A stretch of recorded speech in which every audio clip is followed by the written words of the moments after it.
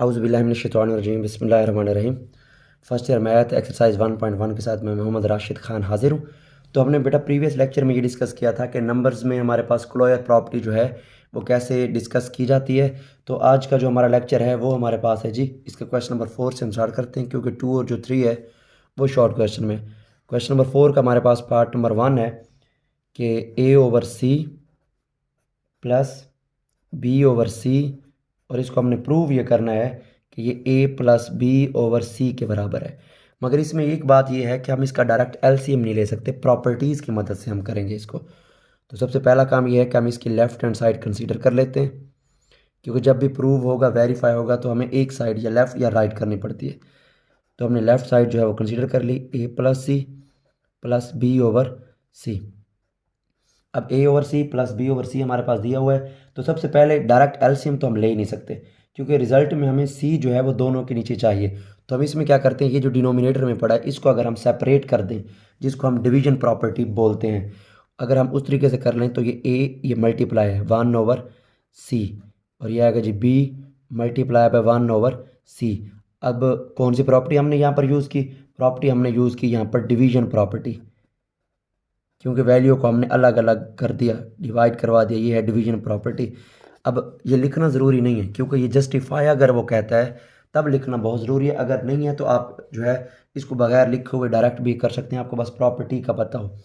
तो अब अगर इसमें से जो सी है, अगर हम उसको राइट साइड पे, जैसे 1/C इधर भी है, 1/C हम लेफ्ट पे भी ले सकते हैं, राइट साइड पे अगर हम राइट साइड पे कॉमन ले लें तो ये आ जाएगा A+B, और ये राइट साइड पे हमने ले लिया 1/C। अब अगर इसकी बात करें तो ये कौन सी प्रॉपर्टी है? ये हमारे पास डिस्ट्रीब्यूट उसको कर दिया राइट साइड पे इकट्ठा। तो ये है जी डिस्ट्रीब्यूटिव प्रॉपर्टी। जैसे हम वैल्यूज़ में, एसोसिएटिव में या इंटरसेक्शन के अंदर हम करते हैं, तो बिल्कुल वैसे ही। तो A+B को अगर हम 1 से मल्टीप्लाई करवा दें तो ये आ जाएगा A+B, नोमिनेटर को नोमिनेटर के साथ, और डिनोमिनेटर में तो कुछ है ही नहीं, तो ये आ जाएगा C। अब सिर्फ हमने मल्टीप्लाई करवाया है। अगर प्रॉपर्टी की बात करें तो हम लिखेंगे ये है मल्टीप्लिकेटिव प्रॉपर्टी, मल्टीप्लिकेटिव प्रॉपर्टी। तो ये जी हमने उसकी राइट साइड निकाल दी। मगर ये रिज़ल्ट लिखना आपकी मर्ज़ी, अगर आपने लिखना चाहते हैं तो ये लिख दें, क्योंकि नेक्स्ट क्वेश्चन में उसने यहाँ पर जस्टिफाई ज़रूरी शर्त नहीं रखी, जस्टिफाई का लफ्ज़ कहता है तब हम लिखते हैं। तो ये हमारे पास आ गई इसकी राइट हैंड साइड। तो दिस इम्प्लाइज दैट हमने लेफ़्ट हैंड साइड जी कंसीडर की थी, और बदले में हमें मिल गई इसकी राइट हैंड साइड। तो ये है हमारे पास इसका पार्ट नंबर 1, और इसका क्वेश्चन नंबर हमारे पास जो 1 था वही है। अब पार्ट नंबर जो 2 है बिल्कुल सिमिलर इसी तरीके से वो पार्ट नंबर 2 आप करेंगे।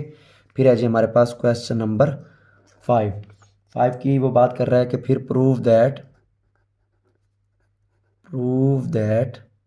ये हमने साबित करना है कि -7/12 -5/18 इज इक्वल टू -21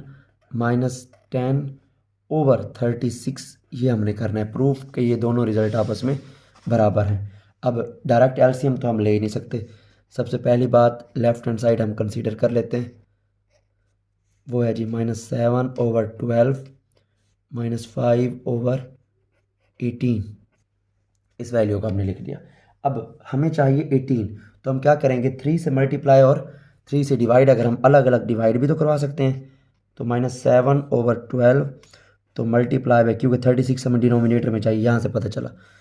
तो ये 12 को 3 से मल्टीप्लाई करवाना पड़ा, इसलिए ऊपर और नीचे सेम मल्टीप्लाई करवाया। अब ये 5/18 को किससे मल्टीप्लाई करवाएंगे 36 बन जाए, 2 से। अब नीचे भी 2 लिखा, उसको ख़त्म करने के लिए क्या लिखा, ऊपर भी 2। अब अगर इस प्रॉपर्टी की बात करें, सेम वैल्यू मल्टीप्लाई और डिवाइड, उसे बोलते हैं golden rule of fraction. Golden rule of fraction, golden rule of fraction इस प्रॉपर्टी का नाम है। अगर जिस वैल्यू से आप मल्टीप्लाई और डिवाइड किसी नंबर को करवाते हैं तो वो होती है गोल्डन रूल ऑफ फ्रैक्शन। अब सिंपल मल्टीप्लाई करवा देते हैं, -7 को ये आ जाएगा -21, ओवर आ जाएगा 36। हमारा काम भी 36 बनाना, 5 to the 10 ओवर क्या आ जाएगा 36। और अगर प्रॉपर्टी की बात करें कि इस स्टेप में हमने कौन सी property, simple multiplicative property use की, जैसे इससे प्रीवियस क्वेश्चन में किया था, मल्टीप्लिकेटिव प्रॉपर्टी। अब आगे वही हमारे पास डिस्ट्रीब्यूटिव या डिवीजन प्रॉपर्टी सबसे पहले हम अप्लाई कर लेते हैं। -21 और उसके साथ क्या आ जाएगा जी हमारे पास 1/36। यहाँ पर भी 10 और ये आ जाएगा 1/36। मतलब जिस तरीके से पिछले क्वेश्चन में किया था सेम उसी मेथड से कर रहे हैं। डिवीजन प्रॉपर्टी हमने अप्लाई कर दी। डिवीजन प्रॉपर्टी हमने इसको अलग अलग वैल्यू को डिवाइड करवा दिया। उसके बाद डिस्ट्रीब्यूटिव जैसे 21 - 10 दोनों को राइट साइड पे निकाला था। अब बिल्कुल वैसे ही 1/36। ये कौन सी प्रॉपर्टी हमने यूज़ की जी? Distributive property. Distributive property.